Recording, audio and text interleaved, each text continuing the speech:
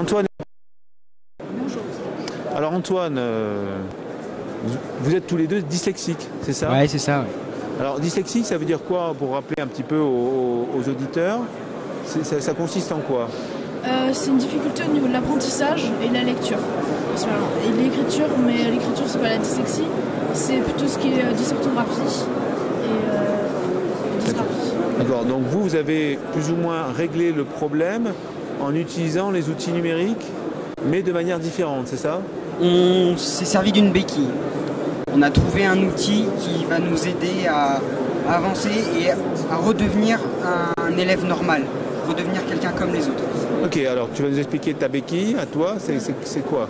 Alors déjà, on se sert d'un ordinateur, par rapport à ce qu'on a là, d'un stylet pour écrire sur l'ordinateur et d'un scanner pour scanner tous les codes. Avec une PTG. D'accord. Et après, on utilise le logiciel OneNote dedans et il permet d'avoir tous ces cours bien organisés en cahier avec des intercalaires et des pages. D'accord. Donc le scanner, il te sert à quoi? Il me sert quand un prof me donne un polycopier et que je dois le mettre dans mon ordinateur. Je ne peux pas le mettre comme ça directement, il me faut passer par un scanner. Donc je scanne et après je peux remplir dans l'ordinateur. Ok, donc tu stockes des informations. Oui. Et le stylet te sert à quoi? Le stylet me sert à compléter, par exemple des exercices de maths ou de la SVT, des schémas. Et donc je peux compléter directement avec tous les schémas avec le stylet. Donc avec deux outils physiques, hein, des devices, plus une application, tu arrives plus ou moins à être au niveau de la classe et sans difficulté suivre ce que les enseignants te proposent. Oui, totalement. D'accord. Et tu fais ça depuis combien de temps? 3 ans. 3 ans. Tu es en quelle classe? 4e. 4e. D'accord. Bon, prenons ton exemple.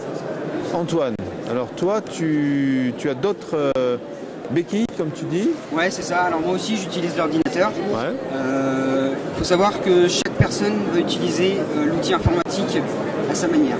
C'est-à-dire que l'ordylexie va être donné à un dyslexique, il va y avoir une formation, il va être suivi. Et en fait, moi, quand je forme un autre dyslexique à apprendre, il va aller chercher dans son outil. Je vais lui montrer les bases et lui, il va aller faire le reste. C'est-à-dire qu'il va aller chercher quelle couleur il veut.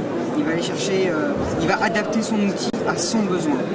Voilà. Et c'est ça qui est génial avec l'ordinateur. C'est-à-dire qu'on retrouve nos capacités d'un élève normal. Notre trousse, c'est notre ordinateur. Notre cahier, c'est notre ordinateur. Nos cours, c'est notre ordinateur.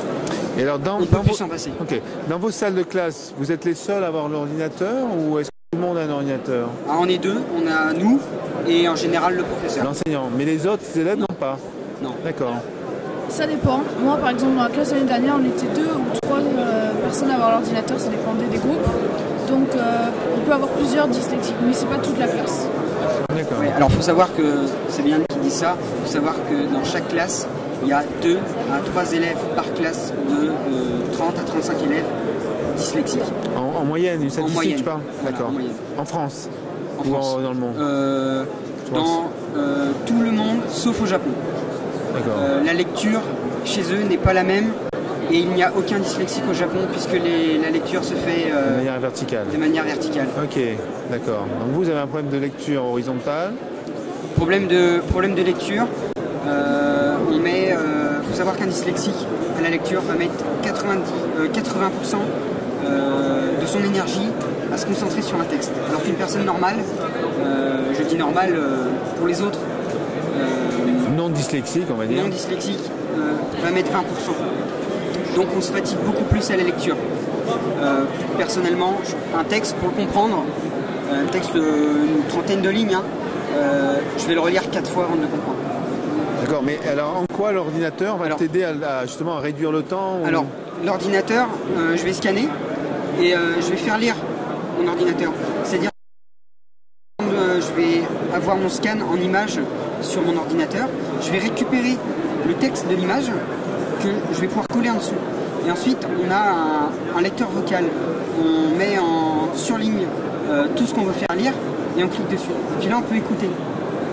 Ok, donc en fait, vous transformez l'écrit en oral grâce à l'ordinateur. C'est ça. Essentiellement, ou il y a d'autres techniques Il y a d'autres techniques. On peut aussi mettre des couleurs sur les mots. Voilà, il y a des logiciels qui font ce genre de choses.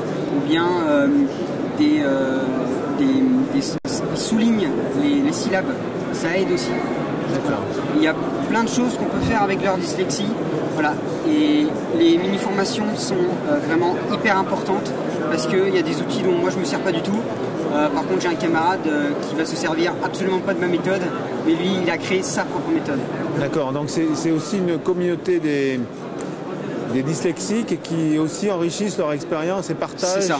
Voilà. D'accord. C'est pour ça qu'on a dans une association par département, on se retrouve tous les premiers samedis du mois, en général c'est comme ça, et on fait une partie conférence et nous, en tant que jeunes ordilexiens, on va aider les tout nouveaux. Donc tu appelles ça un ordilexien? Les ordilexiens, c'est la famille des ordilexiens.